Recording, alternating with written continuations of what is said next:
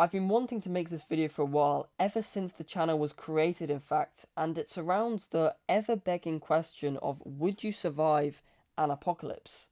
Now, while that may seem like a weird, silly question, considering this is the kind of stuff that we used to sort of fantasize and scenario about when we were like really young, like 10 years old, and we'd dream and imagine of us saving the world from school shooters or zombies or whatever the hell the apocalypse was in our heads at the time.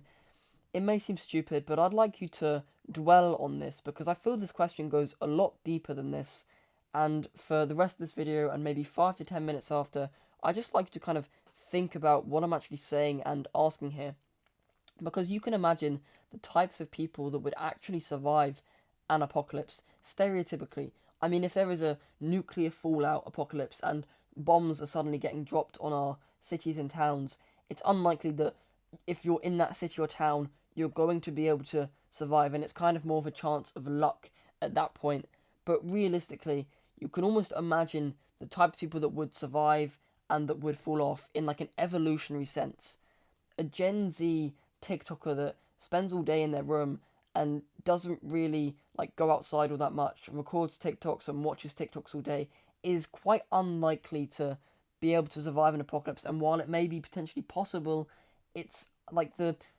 conditional probability of their ability to survive such a hard situation is much lower than someone who is strong and is a fighter and has a lot of discipline in their life. Because it almost, this apocalypse thing refers to the strong man cycle, where it's like hard times create strong men create easy times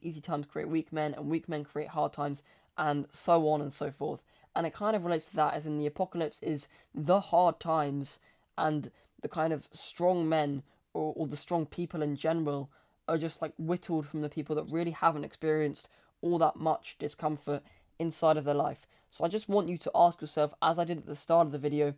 like, and it may seem incredibly stupid considering, like, this is the stuff that we used to fantasize and scenario about when we were 5 or 10 years old or whatever,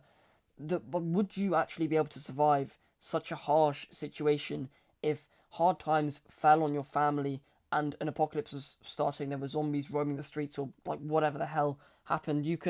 It doesn't really matter as long as it's not something that's like a bomb's being dropped on your city and you immediately die. As long as you were able to like withstand the situation for a few weeks or months, would you be able to actually be able to withstand that kind of discomfort and that kind of pressure? Because in many TV shows, it is that kind of the day the world ended sort of apocalypse scenario where suddenly everyone's dying and zombies are like roaming in the streets, and it's like all of a sudden the world has ended and like we never really saw this coming. Yet what if the apocalypse was like a slow apocalypse? What if it has been building up for tens of 20 or 30 or 40 years? Because I feel like that could potentially be the actual apocalypse that is probably more likely to happen, and while still not really likely at all, is probably more likely to happen than something like the day the world suddenly ended in nuclear fallout or like zombies or whatever and stuff like that. Because the current situation with the stuff that I talked about in the last video, with a lot of the chemicals that are kind of in our environment and inside of our bodies, along with things like climate change, kind of like a lot of the pollution that's affecting the ecosystems in our planet and like affecting the greenhouse gas stability and all the like plethora of stuff that comes with climate change. And while many people on self-improvement don't really seem to care all that much about it, despite preaching nature as a good thing to like help your mental health and stuff, I still feel like it's an important thing, and I'm probably one of the first people to say that that's in the self-improvement space, that yeah, nature may be important and it might be something that we should invest a little bit of time in to protect, because we can then like give it to future generations to also be able to enjoy and improve their mental health and stuff like that. Because as I talked about before, the 700 chemicals or so that are in our bodies are also everywhere around the earth,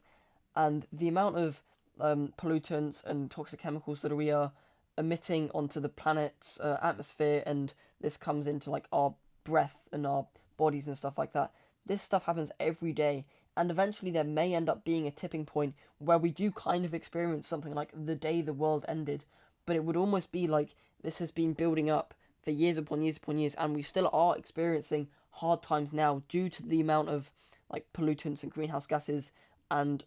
fossil fuels and stuff, like the cost of living crisis, all that sort of stuff, we are kind of experiencing some hard times because of the amount of stuff in it. It's like the long effect of the stuff that we've been doing for the last 50 years. There may end up eventually being a tipping point in the next 50 or so years. And while it may potentially be unlikely, you can say that it's probably more likely than the kind of stuff that you see on TV shows. So my message to you is just to maybe be prepared for these kind of scenarios and to prepare yourself for what could potentially coming. I'm not going to be like a conspiracy theorist and say the world is going to end in 10 years. It's just this stuff could happen with the things that are happening to our environment and to our bodies with the amount of toxic and synthetic chemicals. And it's not really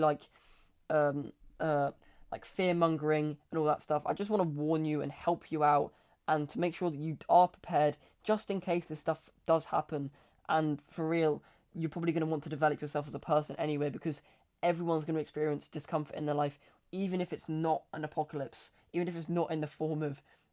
like zombies roaming the streets or terrorist organizations taking over. But realistically, just maybe like prepare yourself for these kind of stuff and these kind of events that may bring hardship in the future. So with that, I hope you found value out this video, out of this little warning to maybe prepare yourself for harsh events that could potentially happen in the future. You never know. But I also recommend subscribing because I like this community of young tribal people who are willing to improve themselves so much more than they already have. And good luck.